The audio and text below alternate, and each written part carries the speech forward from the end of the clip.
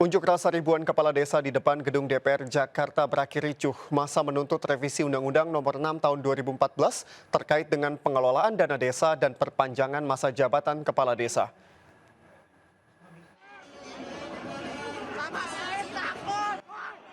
Aksi saling lempar antara petugas dan massa pengunjuk rasa terjadi saat demonstrasi di depan gedung DPR Jakarta. Massa yang tergabung dalam Asosiasi Pemerintahan Desa juga bakar sampah dan spanduk di depan gerbang gedung DPR. Sementara aparat menahan lemparan botol massa dengan tameng. Massa bahkan juga mencoba masuk ke dalam gedung DPR. Sekitar 5.000 kepala desa dari berbagai daerah berunjuk rasa menuntut revisi Undang-Undang Nomor 6 Tahun 2014. Massa Abdesi menyampaikan beberapa tuntutan seperti kebebasan pengelolaan dana desa dan perpanjangan masa jabatan kepala desa yang semula 6 tahun menjadi 9 tahun. Kita merasa bahwasanya selama 9 tahun ini hampir 1 dekade amanat undang-undang desa belum juga diberikan seutuhnya kepada negara. Belum diberikan seutuhnya kepada kami dari pemerintah. Maka dari itu pada prinsipnya kami berdiri di sini untuk menuntut satu, diberikannya kedaulatan dalam mengelola dana desa kami. Yang kedua, untuk teman-teman kepala desa meminta untuk perpanjangan masa jabatan karena apa? Dinilai dalam 6 tahun belumlah cukup. Akibat unjuk rasa, arus lalu lintas di sekitar kawasan gedung DPR ditutup sementara. Polisi juga melakukan pengalihan arus lalu lintas untuk hindari kemacetan. Dari Jakarta, Elsia Casey, Sadu Budi Santoso melaporkan. Ratusan mahasiswa yang tergabung dalam Himpunan Mahasiswa Islam terlibat bentrok dengan buruh di kapal di Pelabuhan Murhum, Kota Bau-Bau, Sulawesi Tenggara saat memaksa masuk ke terminal ruang tunggu pelabuhan. Bentrok seketika pecah saat ratusan mahasiswa HMI memaksa masuk ke area ruang tunggu Pelabuhan Murhum Bau-Bau. Sejumlah mahasiswa sempat mengancam akan memboikot pelabuhan jika tidak diizinkan naik ke atas kapal. Puluhan buruh yang merasa terganggu dengan ancaman boikot pelabuhan langsung menyerang mahasiswa. Bentrok tak dapat dihindari, sejumlah mahasiswa menjadi sasaran amuk para buruh. Bentrok terjadi saat ratusan mahasiswa HMI berasal dari Kota Kendari dan Kabupaten Konawe serta Kolaka Utara berkumpul di pelabuhan untuk menumpang kapal Lambelu tujuan Pontianak. Mereka akan menghadiri Kongres Nasional HMI yang digelar di Pontianak. Namun 161 mahasiswa tersebut tidak memiliki tiket kapal.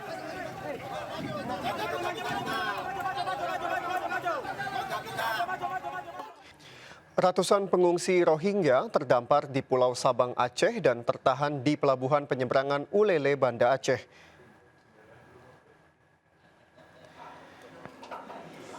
219 warga etnis Rohingya yang terdampar dan ditolak warga Sabang diseberangkan ke Banda Aceh menggunakan kapal penumpang BRR dan tiba di Pelabuhan Ulele.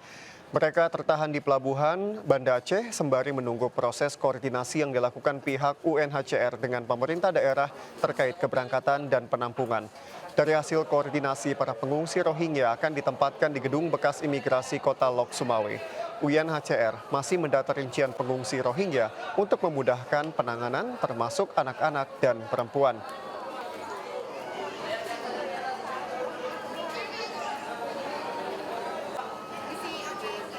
Pemirsa, Ketua KPK Firly Bahuri ditetapkan sebagai tersangka kasus dugaan pemerasan terhadap mantan Menteri Pertanian Syahrul Yassin Limpo. Firly pun akan diberhentikan sementara dari jabatannya sebagai Ketua KPK. Ketua Komisi Pemberantasan Korupsi atau KPK Firly Bahuri ditetapkan sebagai tersangka kasus dugaan pemerasan terhadap mantan Menteri Pertanian Syahrul Yassin Limpo. Firly ditetapkan tersangka setelah penyidik Polda Metro Jaya melakukan gelar perkara. Penyidik menemukan bukti yang cukup untuk menetapkan Firly sebagai tersangka. Ditemukannya bukti yang cukup untuk menetapkan saudara FB selaku Ketua KPK RI sebagai tersangka. Sementara itu, KPK akhirnya buka suara terkait penetapan ketuanya sebagai tersangka. Firly Bahuri pun diberhentikan sementara dari jabatan Ketua KPK. sesuai dengan ketentuan pasal 32 ayat 2 dan ayat 4 Undang-Undang 19 tahun 2019 tentang perubahan kedua atas Undang-Undang Nomor 30 tahun 2002 tentang Komisi Pemberantasan Tindak Pidana Korupsi. Dalam hal pimpinan KPK menjadi tersangka tindak pidana kejahatan, pimpinan KPK diberhentikan sementara dari jabatannya. Pemberhentian tersebut ditetapkan dengan keputusan Presiden. Menanggapi penetapan tersangka, Firly Bahuri menyatakan tak terima. Kuasa hukum menyatakan penetapan tersangka dipaksakan dan alat bukti tak pernah diperlihatkan. Namun semua pihak menyatakan menghormati proses hukum yang berlaku. Dari Jakarta, Tim Liputan iNews melaporkan. Sebuah pabrik bumbu kemasan di Boyolali, Jawa Tengah terbakar hebat. Sejumlah karyawan yang panik mengalami sesak nafas sehingga dilarikan ke puskesmas terdekat.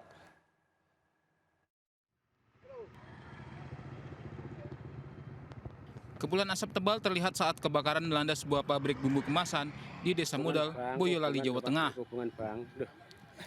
3 tim pemadam kebakaran dan mobil tangki air dari BPBD Boyolali didatangkan ke lokasi untuk padamkan api. Kepulan asap keluar dari ruang pembangkit listrik. Diduga kebakaran terjadi saat karyawan melakukan pengelasan, sehingga api merembet ke area genset yang penuh bahan bakar solar. Beruntung api berhasil dipadamkan sebelum merembet ke seluruh bangunan. Para karyawan pabrik kemudian lari menyelamatkan diri, namun beberapa dari mereka alami sesak nafas sehingga harus dilarikan ke puskesmas. Terus ada anak laki-laki itu suruh ambil ampar. Api belum begitu besar, begitu keluar api sudah membesar, suruh evakuasi karyawan. Itu jam berapa? 9:15. Jadi semua karyawan langsung keluar. Ya, langsung keluar lewat jalur evakuasi. Beruntung tidak ada korban jiwa akibat kebakaran ini. Dari Boyolali, Jawa Tengah, Tata Rahmanta melaporkan. Sebuah warung Tegal terbakar di Kemayoran, Jakarta Pusat. Kebakaran terjadi saat warung buka mengakibatkan karyawan dan pengunjung warteg berhamburan menyelamatkan diri. Api berkobar hebat dari lantai 2 sebuah warung Tegal di kawasan Serdang, Kemayoran. Api terlihat dari atap warung dan seketika membesar, membuat karyawan dan pengunjung panik. Tiupan angin membuat api dengan cepat membesar, melahap habis warung makan berlantai 2 ini. Petugas Sudin Gulkarmat Kota Jakarta Pusat berhasil mengendalikan api setelah setengah jam. Pemilik warteg menduga kebakaran diakibatkan korsleting listrik. Tidak ada korban jiwa maupun luka, kerugian ditaksir mencapai ratusan juta rupiah.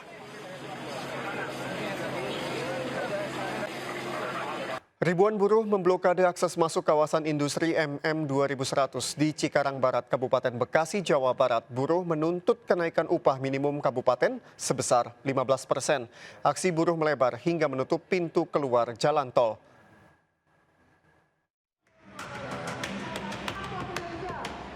Kemacetan panjang terjadi di ruas jalan tol Jakarta Cikampek, tepatnya menjelang pintu keluar kawasan industri MM 2100 Cikarang Barat, Kabupaten Bekasi. Kendaraan terdampak macet didominasi oleh kendaraan besar jenis truk yang hendak masuk ke kawasan industri. Kemacetan berlangsung cukup lama. Sejumlah pengemudi truk nekat turun dari kendaraannya untuk beristirahat. Ini udah nggak bisa keluar atau gimana? Nggak bisa masuk. Ini dari tol, Pak ya? Ini bawa apa, Pak? Pak, ini kan ada aksi buruh ya, Pak. Dampaknya kan ke tol juga nih, Pak. Tanggapannya gimana, Pak?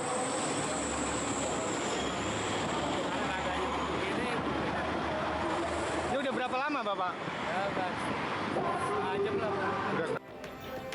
Kemacetan terjadi akibat aksi unjuk rasa buruh.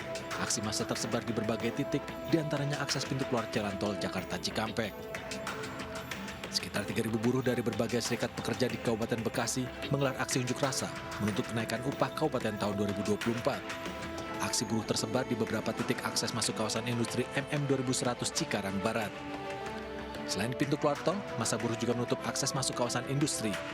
Akibatnya, kendaraan baik roda 2 maupun mobil dan truk tidak dapat masuk ke kawasan tersebut. Para pekerja pabrik di kawasan industri tersebut terpaksa tidak masuk kerja dan bergabung dalam aksi unjuk rasa. Massa buruh meminta pemerintah Kabupaten Bekasi menaikkan upah tahun 2024 sebesar 15%. Buruh menyatakan kenaikan harga kebutuhan pokok yang terus-menerus membuat daya beli menurun.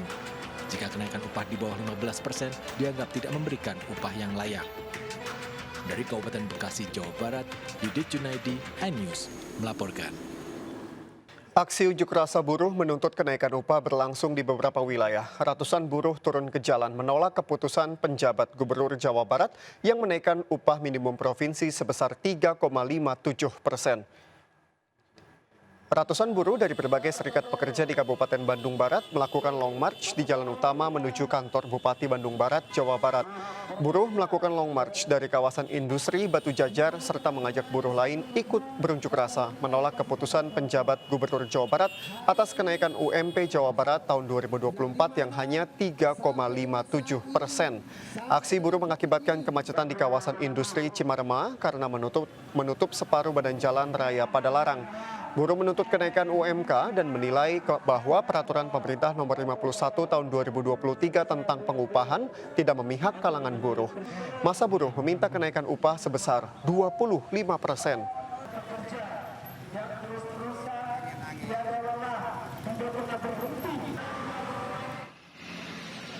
Ratusan buruh juga melakukan unjuk rasa di Sidoarjo, Jawa Timur. Buruh melakukan long march dan memblokade jalan protokol depan alun-alun Sidoarjo.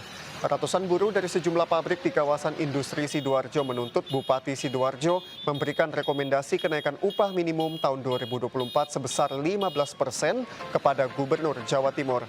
Namun masa urung mendatangi pendopo Kabupaten Sidoarjo karena Bupati Sidoarjo tidak ada di tempat. Buruh mengancam menunggu Bupati Sidoarjo Ahmad Mudlor hingga mau memberikan rekomendasi kenaikan upah 2024 sebesar 15%.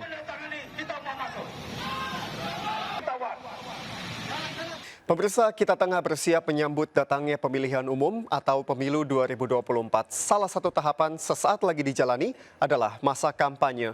Kampanye akan berlangsung selama 75 hari mulai dari 28 November hingga 10 Februari 2024. Berkaca dari pelaksanaan pemilu yang telah lalu, apa saja yang dapat kita cermati dari pelaksanaan kampanye nanti? Kita akan membahasnya melalui infografik berikut ini. Dari pemilihan umum atau pemilu tahun 2019 atau Badan Pengawasan Pemilihan Umum Republik Indonesia atau Bawaslu menemukan sejumlah pelanggaran. Pelanggaran tersebut berdasarkan laporan masyarakat dan temuan dari Bawaslu. Di antaranya ini dia pemirsa, 16.134 pelanggaran administrasi dan ratusan pelanggaran kode etik serta pidana. Sementara jenis-jenis pelanggaran didominasi oleh politik uang, berita bohong atau hoax, serta hate speech atau ujaran kebencian. Berikutnya pemirsa, kita akan membahas mengenai pelanggaran pemilu lainnya, yakni itu adalah mengenai pemilu 2024 nanti yang akan diikuti oleh 17 parpol dan 6 parpol lokal Aceh. Rakyat Indonesia juga akan memilih 1 dari 3 pasangan calon presiden dan calon wakil presiden, serta sejumlah kepala daerah. Mereka akan melakukan kampanye mulai 28 November 2023 hingga 10 Februari 2024. Ada beberapa cara kampanye yang telah ditetapkan oleh KPU, diantaranya pemasangan alat peraga melalui media sosial, serta yang paling ditunggu debat pasangan calon presiden dan calon wakil presiden. Berikutnya pemirsa, kita akan membahas mengenai larangan dalam kampanye pemilu. Selain menetapkan masa dan metode kampanye, KPU juga mengatur beberapa hal yang dilarang selama masa kampanye pemilu. Di antaranya ini adalah pemirsa, yakni mencuri start kampanye, mempersoalkan dasar negara Pancasila dan UUD 1945, menghasut dan mengadu domba, menjanjikan atau memberikan uang atau materi lainnya. Khusus bagi pejabat negara, pejabat daerah, dan ASN, dilarang mengadakan kegiatan yang mengarah kepada keberpihakan. Dan itu dia tadi pemirsa, pelanggaran dan kampanye pemilu 2024. Pemilu mendatang diyakini akan menjadi pesta demokrasi terbesar di Indonesia, bahkan di dunia, yang akan diselenggarakan hanya selama 1 hari. Lebih dari 200 juta pemilih di Indonesia dan 1,75 juta pemilih warga negara Indonesia di luar negeri akan menggunakan hak suara untuk memilih presiden dan wakil presiden, anggota DPR, DPD, dan DPRD. Sudah menjadi kewajiban kita untuk menyukseskan pesta demokrasi sebagai bentuk tanggung jawab warga negara menentukan masa depan bangsa. Dirjen Penyelenggaraan Haji dan Umroh Kementerian Agama mengumumkan usulan terbaru terkait biaya penyelenggaraan ibadah haji atau BPIH tahun 2024. Panja DPR RI masih menggodok usulan Kemenak yang menurunkan BPIH dari 105 juta rupiah menjadi 94,3 juta rupiah.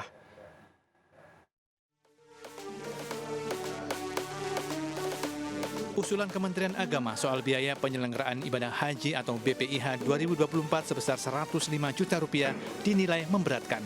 Terbaru, Dirjen Penyelenggaraan Ibadah Haji dan Umroh Kemenak merevisi usulan dengan menurunkan BPIH 2024 menjadi 94,3 juta rupiah per jemaah. Dirjen PHU Kemenak Ilham Latif menyebutkan keputusan final terkait BPIH masih dibahas bersama Komisi 8 DPR RI. Nah, mudah-mudahan lah ya, karena ini belum disepakati nanti oleh Bapak Menteri Agama dengan Ketua Komisi 8. Jadi saat ini kita mengusulkan dan kelihatannya titik komprominya sudah sangat dekat. Gitu ya. Berapa Pak? Tadi titik komprominya berapa? Tadi kan dari Komisi Belum diterima. Ya tadi kan 94, ya. Bagaimana Pak tadi? Iya, angka 93,4 itu. 93,4, 93,5, 97 kan itu masih dikit-dikit, jadi sudah dekat sekali gitu. Ketua Panitia Kerja Komisi 8 DPR Abdul Wahid mengungkapkan saat ini usulan terbaru BPIH turun dengan mekanisme 60/40. Kita hitunglah namanya penerbangan. Ini yang biaya paling tinggi penerbangan. Penerbangan kita minta turunkan, ya, yang dengan di Garuda maupun dengan Saudi. Setelah itu pemondokan. Setelah itu catering kan itu. Dan biaya armusna. Diharapkan angka 94 juta rupiah bisa disepakati Kemenak dan Komisi 8 DPR RI sehingga subsidi 60% akan dinikmati jemaah haji. Keputusan final soal BPIH ditentukan pada Senin 27 November 2023. Dari Jakarta, Rian Rahman dan Wildan Aulia melaporkan.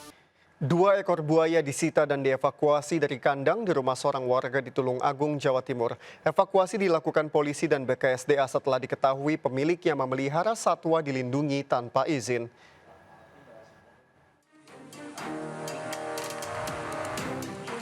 Seorang warga Desa Ngunut, Tulung Agung, kedapatan memelihara satwa dilindungi tanpa izin.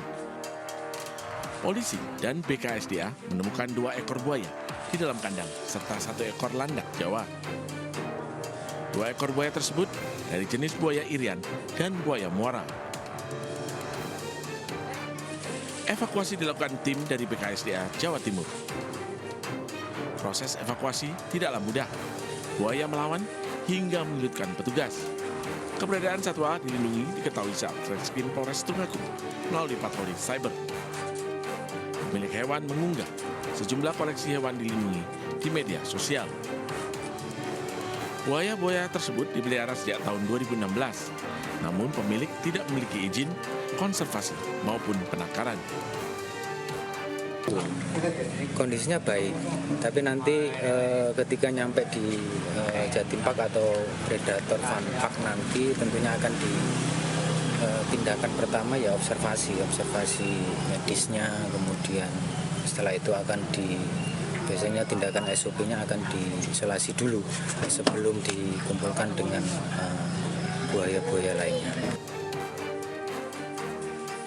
Kedua ekor buaya akan dititipkan ke Lembaga Konservasi Predator Park di Kota Batu. Untuk landak Jawa akan dititipkan ke Lembaga Konservasi Jatim Park.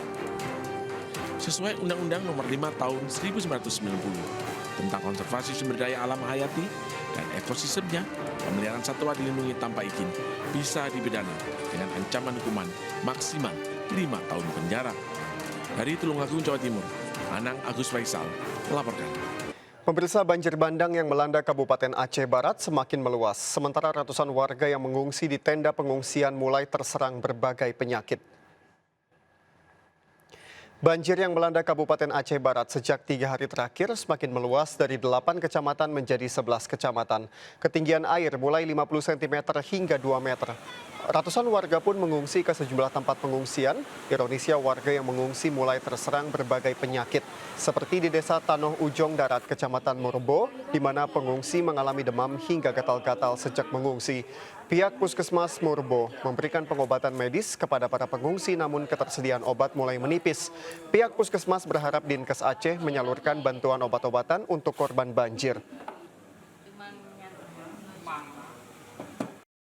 Setelah musim kemarau berkepanjangan, Indonesia kini masuk masa transisi menuju musim hujan. BMKG memperingatkan potensi bencana hidrometeorologi seperti banjir atau longsor di sejumlah daerah. Dan berikut vlog Gansa bersama Aya Nufus dan juru kamera Suryali Santoso.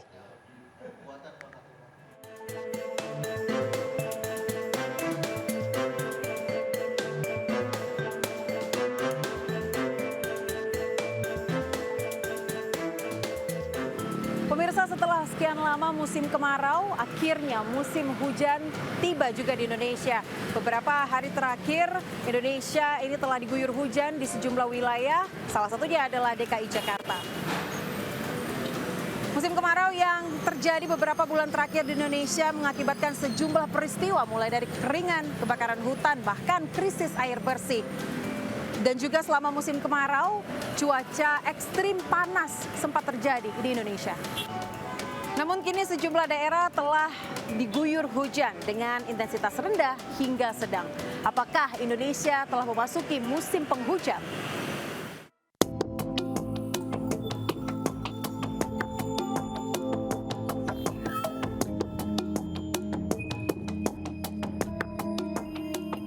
BMKG melaporkan Indonesia telah memasuki masa transisi di bulan November ini dari musim kemarau ke musim hujan.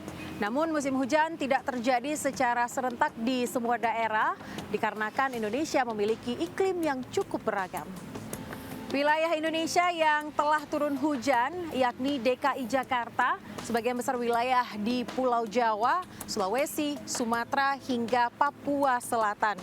Berdasarkan BMKG, curah hujan berada di kriteria rendah hingga menengah. Masyarakat juga diminta untuk tetap waspada akan adanya perubahan cuaca cepat selama masa peralihan ke musim hujan. Mulai dari terjadinya angin kencang dan juga hujan lebat dengan durasi singkat hingga terjadinya hujan es dan puting beliung.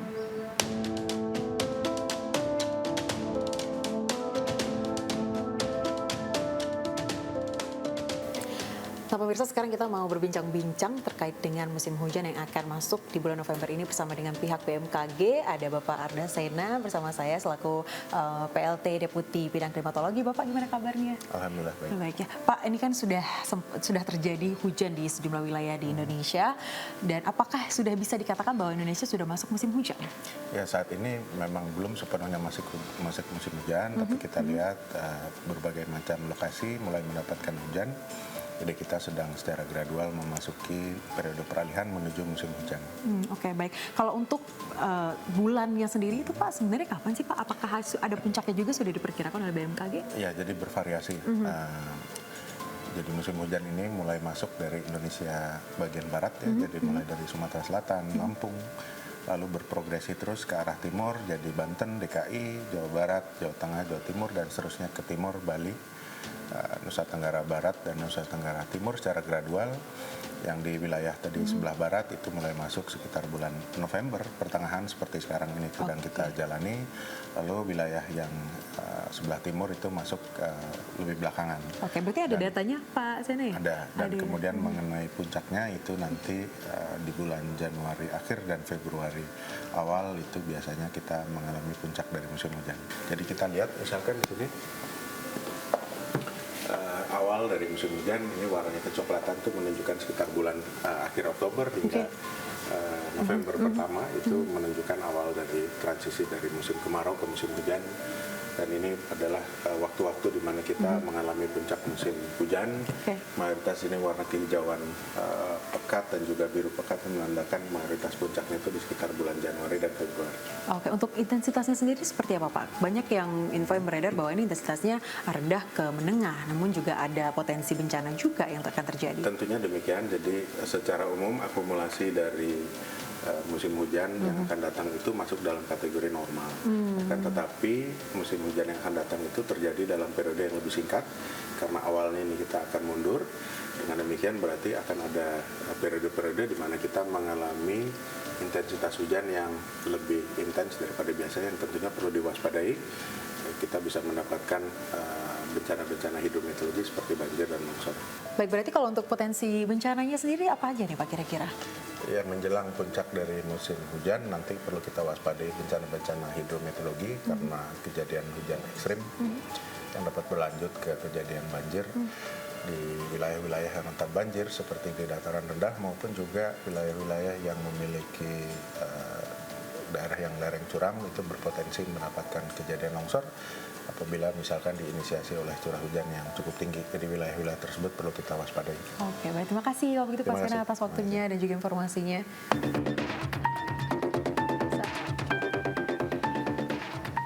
Hadapi musim hujan tahun ini, masyarakat dan instansi terkait perlu mulai mewaspadai potensi bencana yang terjadi di wilayah Indonesia seperti banjir bandang dan tanah longsor.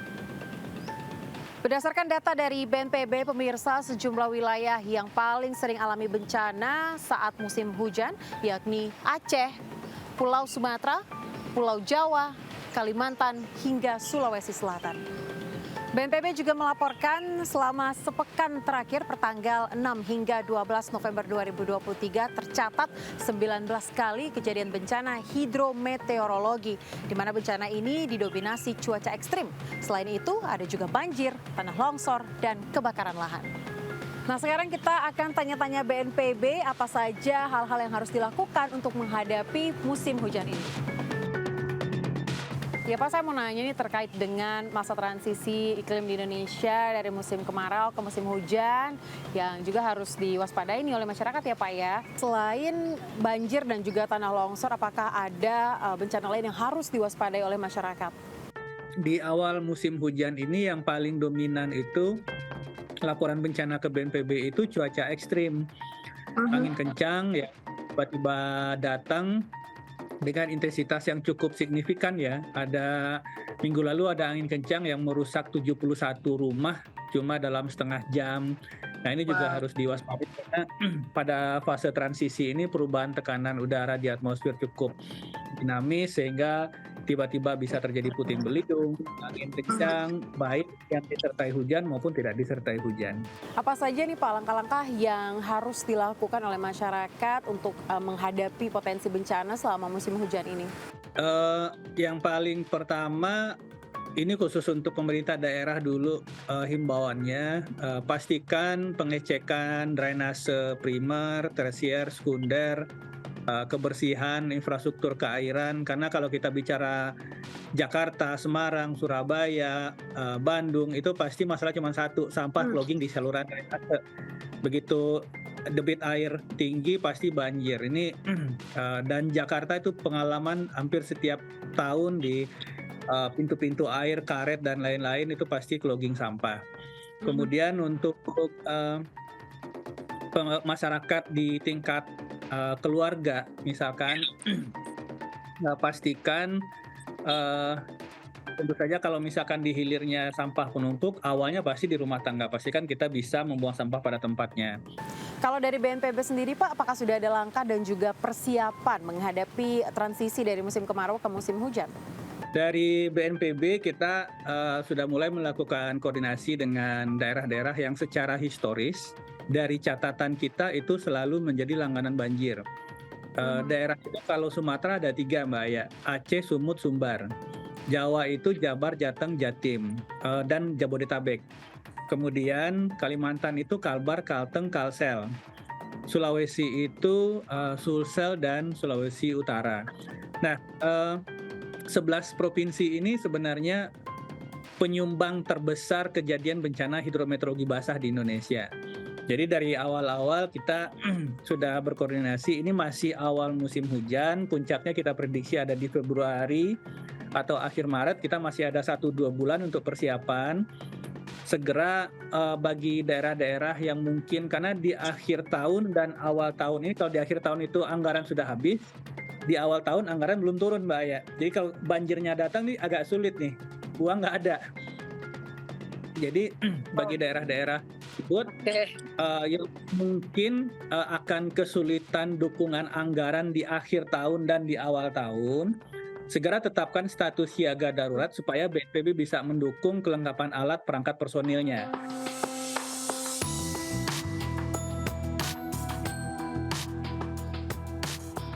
Secara nasional, musim hujan di Indonesia terjadi pada Oktober hingga Desember 2023 dengan sebagian besar wilayah ini terjadi musim hujan yang diperkirakan mundur dikarenakan efek dari El Nino.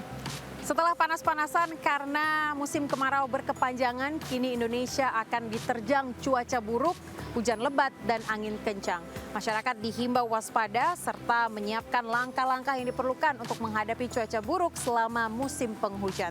Saya Aya Nufus beserta juru kamera Surya Lisantoso. Sampai ketemu lagi di Vloganza berikutnya. Gebiar promo MNC Finance 2023 kembali memberikan hadiah sepeda motor kepada nasabah terpilihnya yang melakukan kontrak lebih dari 1 kali. Kali ini 2 nasabah di Kota Bekasi dan Kota Malang menerima hadiah.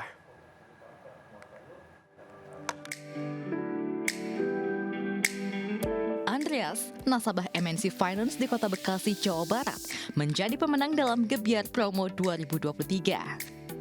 Andreas mendapatkan hadiah 1 unit sepeda motor yang diantarkan langsung oleh Kepala Cabang MNC Finance Bekasi, David Saputra, ke rumahnya di Jalan Mustika Sari, Bantar Gebang, Kota Bekasi, Jawa Barat.